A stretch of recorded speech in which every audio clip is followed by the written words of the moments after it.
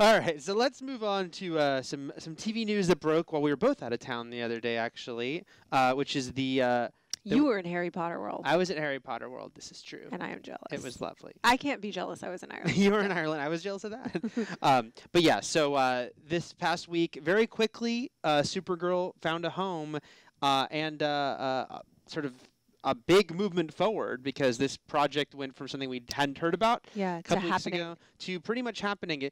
You have to be very careful of the terminology here. So Supergirl has a series commitment from CBS. Talk about it in dating terms. In dating terms.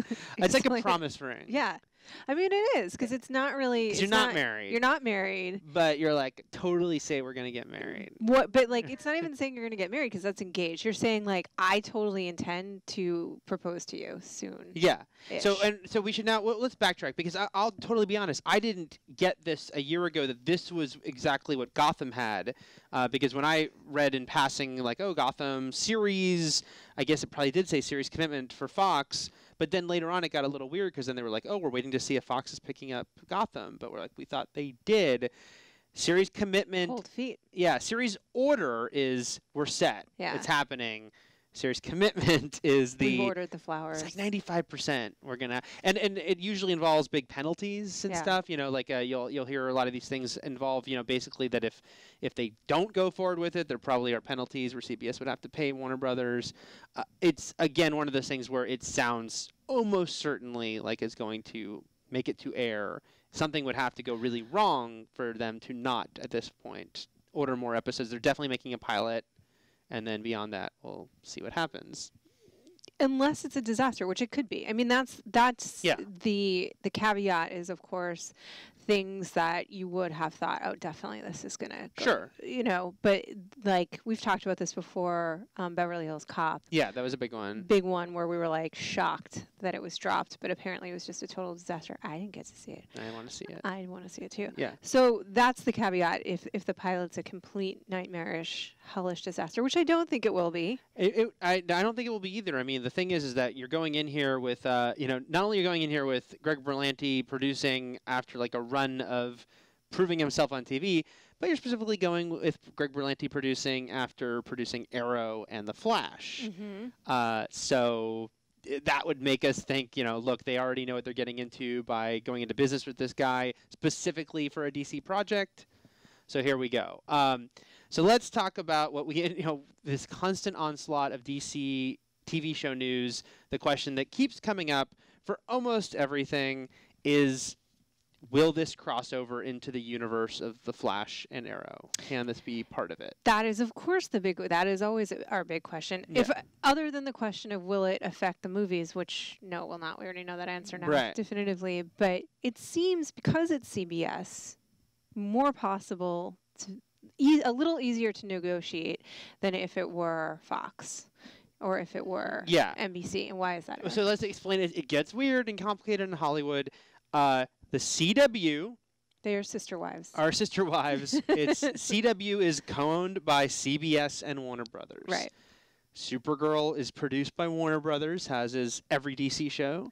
And so the thinking is that, okay, well, now you've got a show that is the same producer, Berlanti. Right.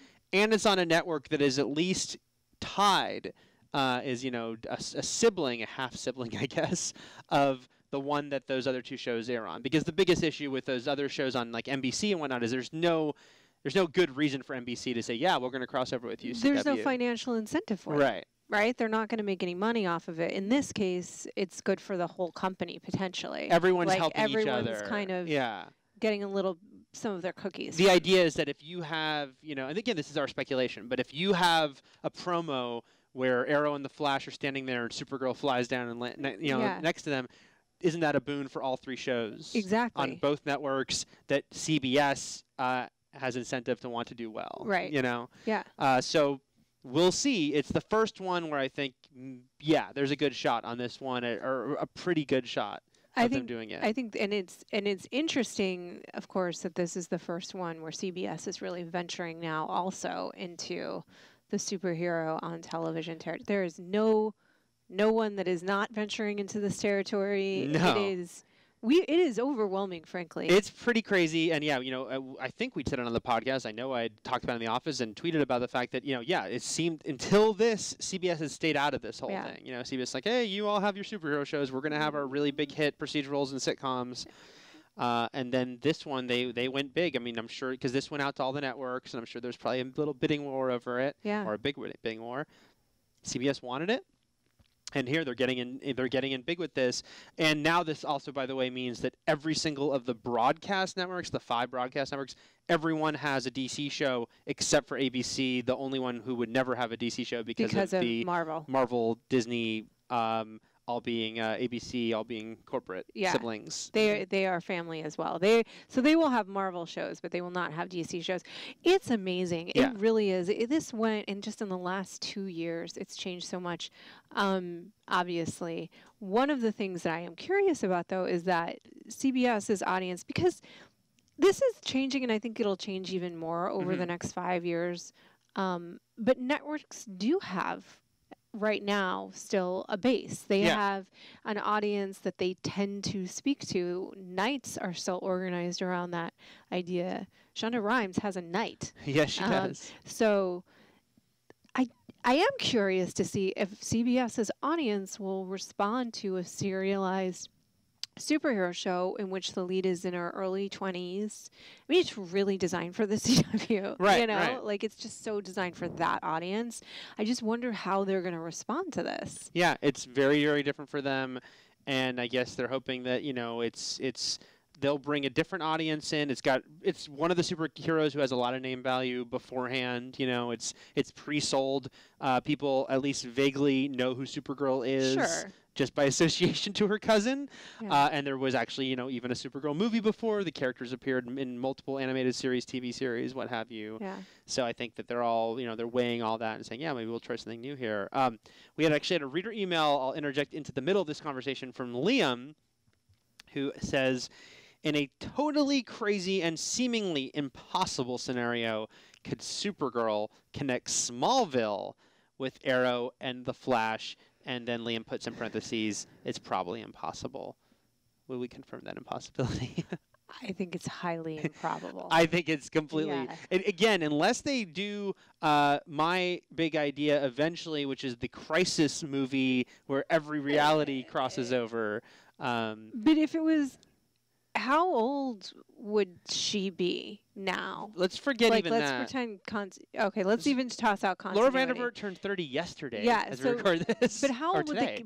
how old she is doesn't even necessarily affect how old the character Supergirl is going to be 24 on this show. She's going to be 24 on this show. When did she appear and how old was she on Smallville? But more important, I don't remember, I couldn't tell you exactly that, but I will say the most important thing is, and Liam, you know this isn't going to be, because there was already Green Arrow on Smallville. Yeah. And so we know these are not going to connect those two realities. And Laura Vandervoort, even though we did put her in our feature we did about, 7 actresses who play Supergirl.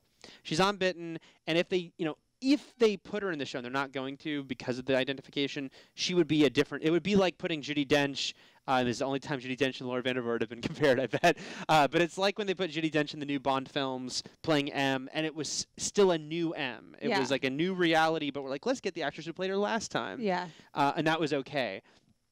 If Laura Vandervoort played Supergirl in this show, it would not be the Supergirl who met the Clark Kent in Smallville. It would have to which would be far too confusing. Which is why they're not going to do it. Which is one of many reasons she would not be Supergirl. She also, again, she's not the right age.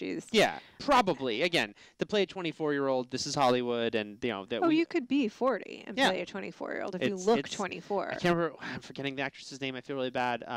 Who played Kendra on Buffy and then proceeded to play a high school student for, I'm not joking, 20 years. Yeah.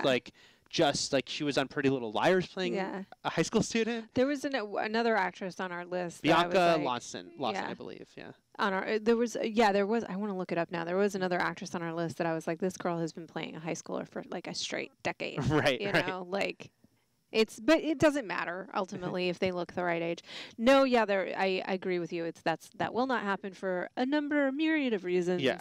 It will be a new actress. I do think that she will be probably fresher face. Mm-hmm.